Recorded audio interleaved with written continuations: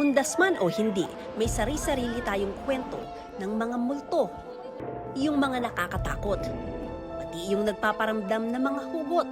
Hindi na makalaya. Kaya tanong namin sa ilan, sino o ano ba ang multo mo? Yung parcel ko po. Kinancel po kanina, babayaran ko naman po. Yung nasayang na 4 years. Akma naman sa undas ang multo ng iba.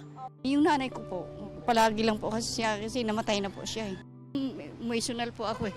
Kasi 2019 po siya, COVID, malapit na yung COVID, parang kunti lang yung ano namin para paglamayan siya. Kaya yun ang regret talaga namin. Heto naman ang multo ng ilang kapuso online. Ang sa isa, naudlot na pangarap na maging scientist o kahit man lang makapagtapos ng pag-aaral. Malagos project naman ang hugot ng iba. Ang pagbumulto ng pera ng taong bayan dahil sa mga kurakot. At sa bawat multo ng iba't ibang tao, may kanya-kanya ring paraan ng pagtugon dito. Kain na lang. Stress eating ganun. O kaya sound trip. Open ka na ba para sa iba? Hindi pa. Self-love lang. Banding ng magpapamilya, parang get together. Pwede ring i-mindset mo ang sarili. Siguro hindi talaga para sa akin yung ganun, may mas better na dapat kong i-achieve.